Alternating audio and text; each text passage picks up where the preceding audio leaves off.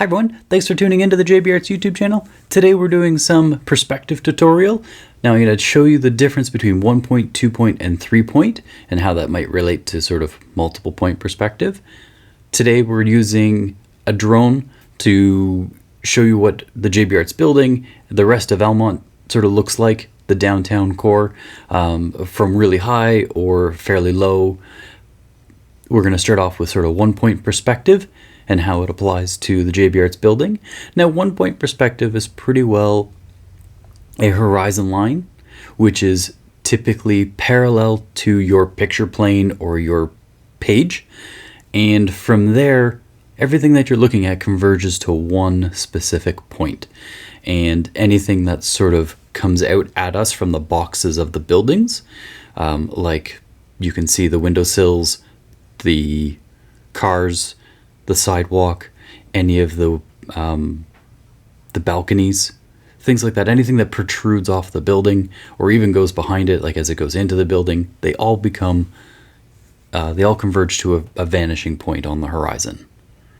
Now, as we take a look at 1-point perspective, say down the road where we're looking at the sides of the building, anything that's sort of front facing is going to be square, level, 90 degrees to the horizon line in picture plane. Now in perspective, to keep things simple, we assume that the ground is flat or everything is level or true. It doesn't sort of account necessarily for a building being slightly off, like have a lean to it or something like that. In this case here, Elmont has quite the slope going down its main core, where the buildings aren't at the same perspective as the road. So when we look at the buildings specifically, we take a look at, let's say, not where it touches the ground, but we take a look at its windowsills. We take a look at its roof line. We take a look at the windows that are in the building. And then we compare it to the road, and when we start to measure out or we follow the lines that converge from the edges of the sidewalk to the main lines in the center of the road to how the cars are parked, we notice that they all converge to a point that's higher than the buildings. It's because they're at two different elevations or two different angles, so they converge in two different places. A little bit deceiving, but that's how we make the road look like it's dropping down at a much faster rate than, say, the buildings that are supposedly flat. I can tell you from my building, that's not exactly flat either, but it's close enough that, we can assume that to make our pictures look better. So there we go. There's a close-up. You can see where the road converges differently in the purple lines than the blue lines that are just the buildings.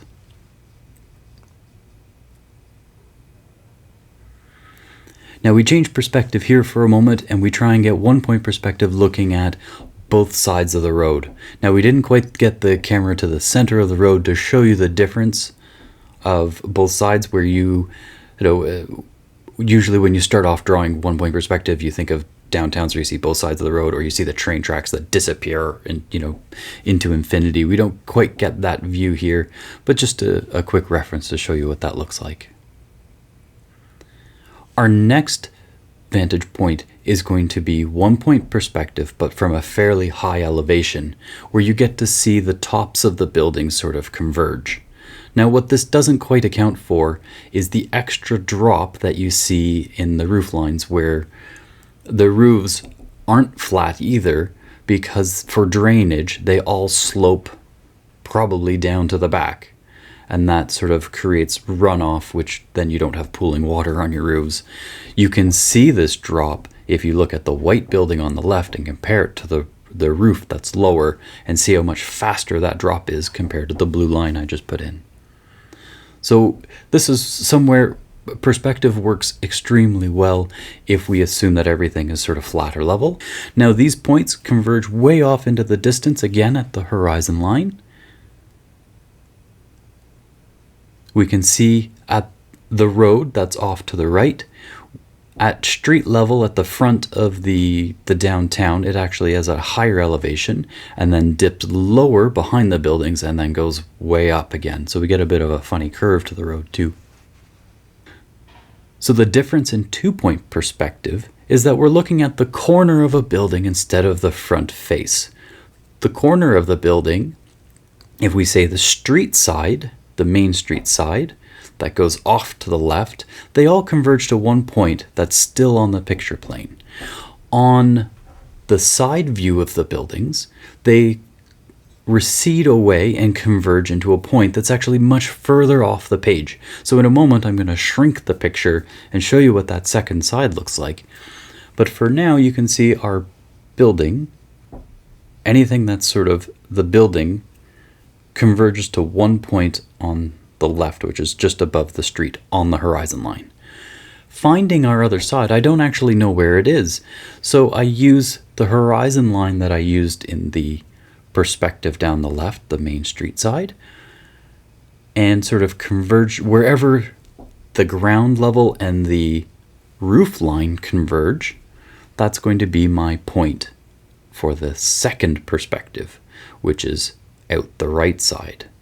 Here's where both of them sort of emerge together, where you can see the perspective down one side of the building and down the other. The green lines are vertical lines, are parallel or square or 90 degrees to our horizon line and our picture plane. When we move into 3-point perspective, that's the main difference, is that we no longer have sides of our buildings receding. We also have them recede going either down or up. 3-point perspective factors in how high you are or how low you are in relation to your buildings. So in this case here, it appears that the buildings are getting smaller as they get further away going down, as well as going off to both sides. This requires us to put our points much further away. You'll also see two pictures that sort of compare 1-point versus 2-point versus 3-point. Because the road makes sort of a turn, right? It comes down on the left side and then bends or turns. It appears that it's actually at sort of a 4-point perspective. But if we straighten the road, it works out that it is actually still, if it were all in one straight line, it would just be in 3-point perspective. So I'll show you a couple more examples here and how to find the third point. So in this case here, this one is a little bit more visually understandable because it's not factoring in the bend to the road. Here we put a point way lower, and we find it by looking at the vertical points on all of the buildings, and they will eventually sort of converge together. So you can see over several buildings that they all make that one little spot at the bottom. And now we start looking for the roof lines again, and window markers, and balconies, and anything that sort of follows along a straight line around the front face of the buildings. And then we find the side markers where it touches the ground, the roof line, and they recede away as well. So again, all of our green lines are vertical lines. All of our blue lines are off to perspective point, we'll say A, which is the front facing buildings. All the purple ones recede away to the side of the buildings, and that's our 3-point perspective. So here's a little test you can put in the Facebook comments if you want. What kind of perspective point do you think that is? We'll find out at the end of the video, but it's a fun little test. So another popular question in perspective is, how do I know if I should be doing 2-point versus 3-point or 1-point? If you're looking flat on a building or any kind of surface, 1-point is sort of the easiest one to go with. The further away you get from your center point, if you're doing a gigantic landscape picture where the points would get too far away, your images get more and more distorted, sort of the closer or further away you get from your points. So 1-point perspective works very well for flat surfaces, 2-point if you're looking at the corner of a building, and if you can see a lot of that building, or you're really high up or really low, then maybe you want to change to 3-point. So our first example here is the same shot as if I were to do it in 2-point perspective, where our green vertical lines are going straight up and down, or they're parallel to our side of our picture plane, and 90-degree angles to our horizon line. So you can see where as 2-point perspective, we're factoring in the sides of the building, the front of the building, and our vertical lines are parallel and 90 degrees to our horizon line. Where in 3-point perspective, those green lines would be slightly adjusted inward or towards the bottom. They sort of squish together more. They're no longer vertical. They go down to a point, a converging point. A lot of the times this comes down to aesthetics. Do you want to make your picture a little bit more dramatic? Do you want to spend the extra time and effort it takes to make the perspective work in 3-point? Every time you add a bit of a new point, it becomes more and more complicated to do. In future videos, I'll be taking a look at the idea of perspective and sort of breaking it down into 1-point exterior, so outside stuff, 1-point interior, what it looks like to draw a room in perspective, 2-point interior, 2-point exterior, 3-point interior and exterior as well, and then how it might relate to multiple point perspective. Here's a good comparison between 2-point and 3-point side by side. So here is the one part of the video where I start to slow down the video so you can see the transition between, say, 1-point perspective and a 2-point perspective.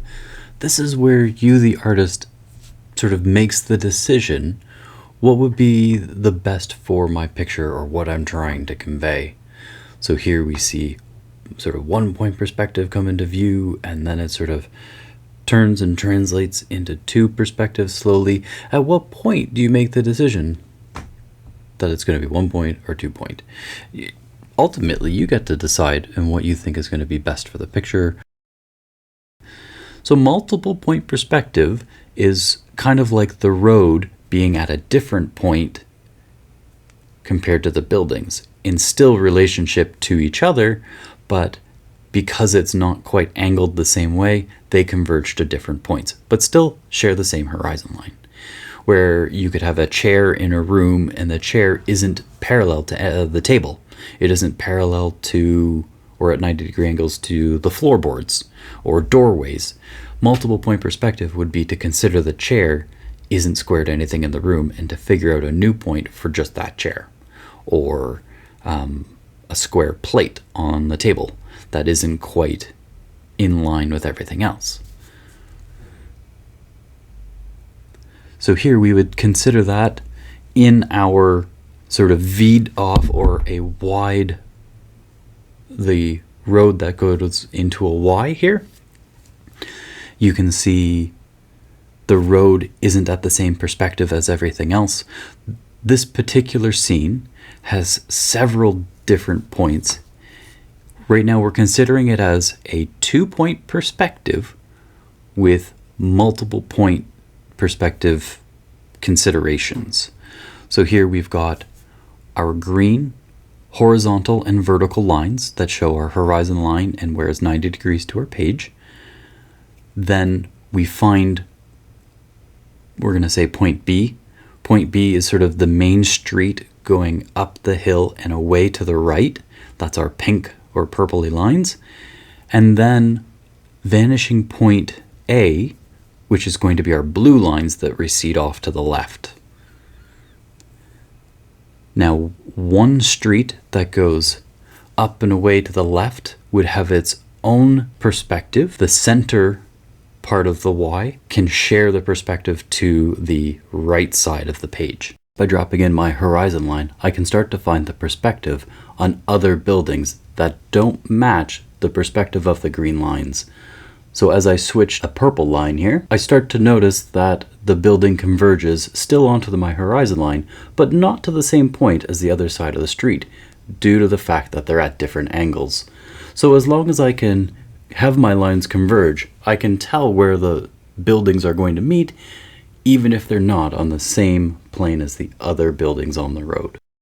There's so much to learn in perspective. I'm going to just do a very quick one to show you how many angles are actually sort of possible in one picture.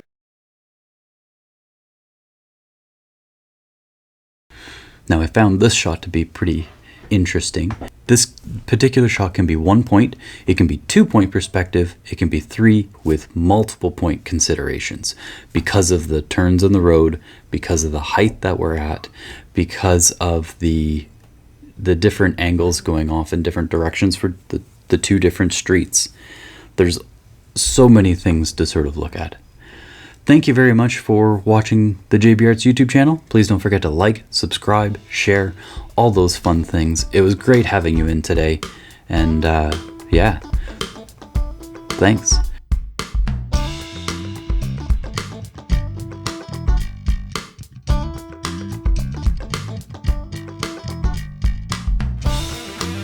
So what do you think about this 1, 2, or 3-point perspective?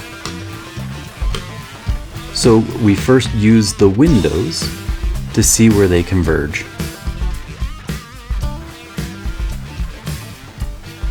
And the more windows and more buildings that we do, we notice that they all converge to sort of one point.